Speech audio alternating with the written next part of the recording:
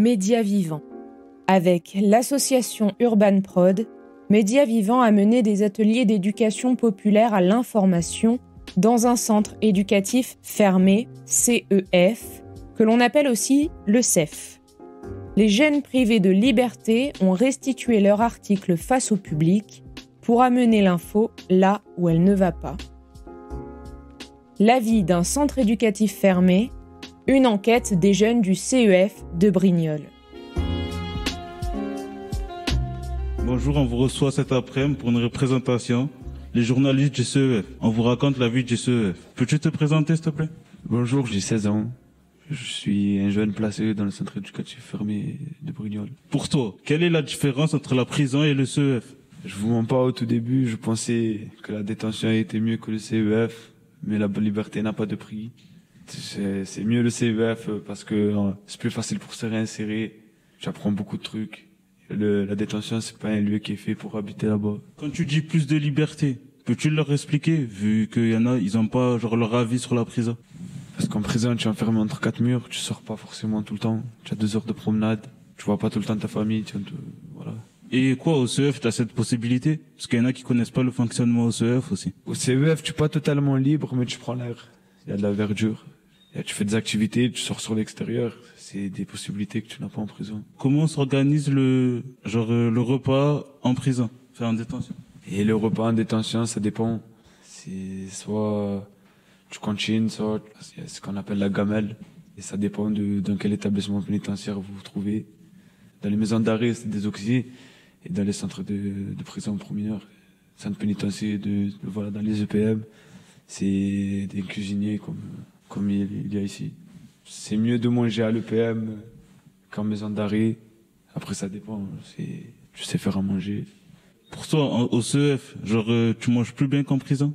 Moi, je faisais à manger, moi, en prison. Ça veut dire, ça va, je mangeais bien. Mais en mode, ouais, c'est bon. Mais si quelqu'un mange la gamelle, ouais, c'est beaucoup mieux le repas du CEF que la gamelle. Quelles étaient les activités en prison et quelles sont les activités au CEF? Et en prison, on faisait pas beaucoup d'activités. On faisait des ateliers cuisine, Urban Prod. Il y avait la promenade, il y avait le stade aussi.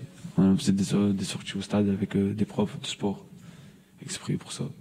Voilà, on faisait pas énormément de trucs. Vous n'avez pas répondu entièrement à la question.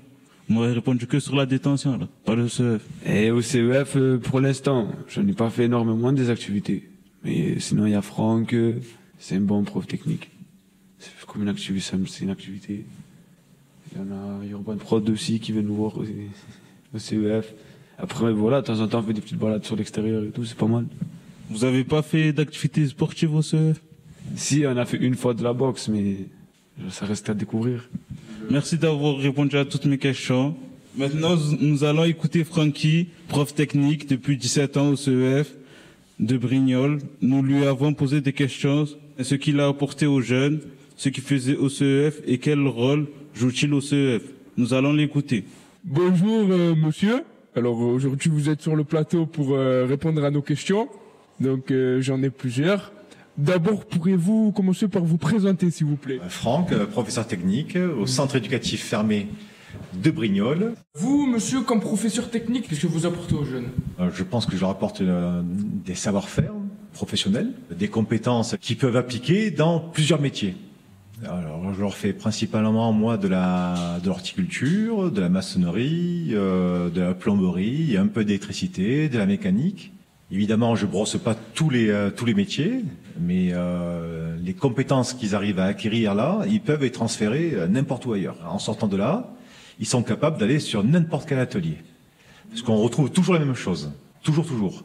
C'est se présenter à quelqu'un, arriver à l'heure, repartir à l'heure, travailler, respecter les consignes de sécurité, s'intéresser, faire preuve de compétences quant à travailler avec les uns et les autres.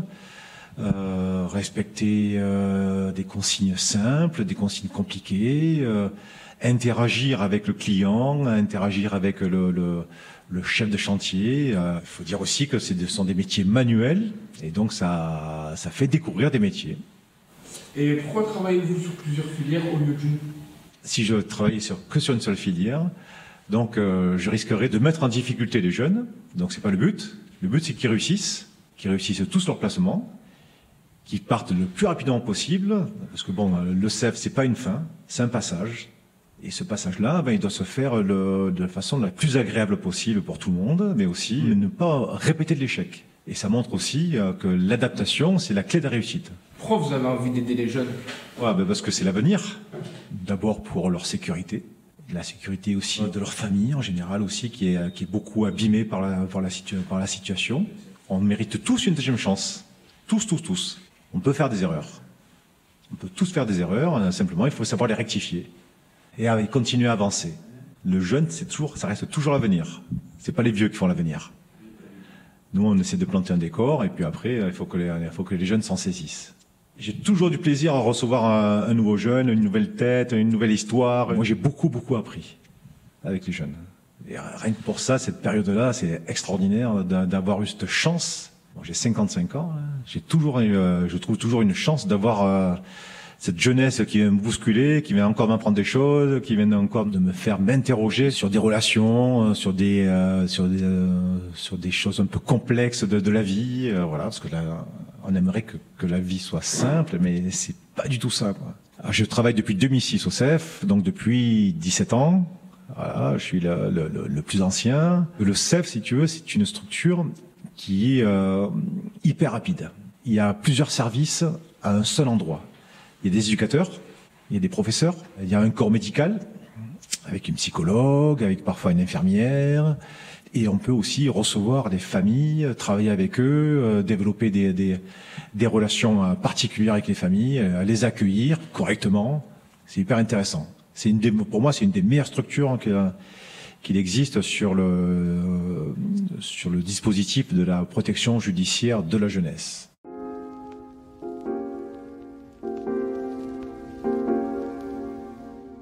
La psychologue du CEF, Clara de Saint-Léger, qui suit tous les jeunes du centre, elle va nous décrire ce qu'elle pense des CEF. En tant que psy, que pense... Je sais pas trop lire son écriture. Que penses-tu de la détention? De la détention. C'est une question compliquée parce que quand on travaille à la PJJ avec des mineurs, il y a toujours cette question de privilégier le travail éducatif sur le répressif. Je peux vous couper 2 secondes? Oui. Que veut dire répressif? Parce que peut-être il y en a qui le savent pas. Ah, ouais. Alors, répressif, c'est tout ce qui est lié avec à la contrainte, à l'enfermement. Enfin voilà, c'est du côté de la punition, entre guillemets, d'une réponse judiciaire qui serait plutôt de ce côté-là. Alors que l'éducatif, on va essayer de travailler sur pourquoi est-ce que le jeune a commis ces actes-là, comment on peut mettre des choses en place pour sortir de cette trajectoire-là par l'insertion, par le travail avec une psychologue, par plein de voies différentes, en fait, le travail éducatif que les équipes font avec vous. Que peut apporter le CEF aux jeunes? C'est une façon d'éviter d'aller en prison. Ouais. Donc, pour moi, ce que ça peut apporter aux jeunes, c'est justement de se saisir de ce moment-là, du placement en CEF, pour éviter soit de retourner en prison, soit d'y aller. C'est un petit peu la dernière étape avant ça. Pour moi, c'est à ça que ça peut servir. Donc, ces 6 mois qui puissent servir d'électrochoc, on pourrait dire, pour travailler sur un projet qui tienne à cœur aux jeunes et qui leur permettre aussi de comprendre pourquoi ils en sont arrivés là et éviter du coup d'aller en détention et de continuer sur ce parcours-là. À quoi peut servir une obligation de santé? Ça peut servir dans les situations où le jeune ou même l'adulte, puisqu'il y a des adultes qui ont aussi des obligations de soins, n'a pas de demande de soins. Mais que du coup il y a des professionnels qui ont peut-être repéré que ça serait bien d'essayer de travailler sur certaines choses. Alors, obligation de soins, c'est vachement large. En plus, ça peut être un suivi avec un psy, mais ça peut être aussi un suivi spécifique pour la question des addictions ou un suivi sur le plan somatique, donc pour des problèmes physiques. Enfin, ça peut être plein de choses, un suivi, une obligation de soins. Les histoires que vous racontez, genre que vous racontent les gens, genre vous restez dans la conscience ou pas? Ça peut m'arriver. Après, j'essaie de faire la part des choses. Et voilà, peut-être pour vous expliquer un peu mieux, les psychologues, on a la particularité d'aller voir des psychologues, nous aussi. Des psychologues voient des psychologues? Ouais. Et avec ces autres psychologues, on réfléchit justement aux situations qui peuvent nous peser aussi, parce que parfois c'est pas facile d'entendre tout ça. Et le fait d'y réfléchir ensemble et d'avoir des espaces comme ça pour travailler là-dessus, ça permet d'être un peu plus tranquille quand on est sur des temps privés. Voilà. Donc de faire un petit peu la part des choses entre le travail et le privé. Maintenant, c'est vrai que parfois, on est psy, mais on est aussi humain, et il y a des situations qui restent forcément dans la tête et auxquelles on peut penser quand on sort du CEF, quoi.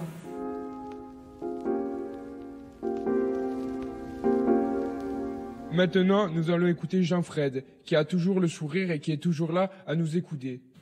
Bonjour. Bonjour.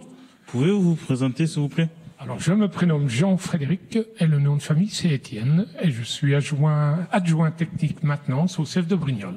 Depuis combien de temps êtes-vous au CEF, s'il vous plaît? Au CEF, j'y suis depuis son ouverture, début 2007, et je suis à la PJJ depuis 1998. Comment vous faites pour venir tous les matins avec le sourire? Je pense que c'est mieux que de faire la grimace. Et puis, il paraît que quand on fait des sourires, il y a beaucoup plus de muscles qui travaillent. Donc, c'est pour la forme. Il a dit, vous n'avez pas des problèmes dans votre vie? Faut avoir la pêche, le moral. Voilà. Même si des fois, la vie, il y a des trucs, bon, il y a des hauts débats, mais bon, on n'est pas les plus malheureux, je dirais. Genre, vous dites que le CEF, il y a plus de liberté qu'en prison? Ouais, si on peut dire, je dirais ça. Je pense que vous avez certainement plus de facilité à avoir des sorties extérieures, je pense. Et des camps, par exemple, je ne sais pas si l'EPM se permet de faire des sorties avec les gamins qui sont, entre guillemets, en placement. Vous n'avez pas de personnel pénitentiaire ici aussi, en CEF, que sur les EPM, par exemple, il y a ce qu'on appelle les gardiens de prison, hein, qui, eux, dépendent de l'administration pénitentiaire. Ici, vous avez que des éducateurs qui dépendent de la PJJ. Et je pense que c'est un peu moins rigide. C'est mon avis.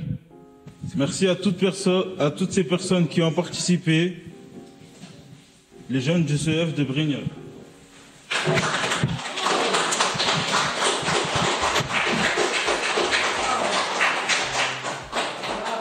Merci au public d'avoir regardé le film.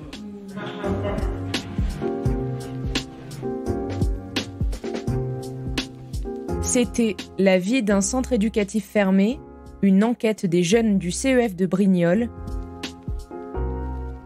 Média Vivant défend l'accessibilité de l'information à toutes et tous. Nous menons des ateliers d'éducation populaire pour que chacun et chacune puisse diffuser une info vérifiée.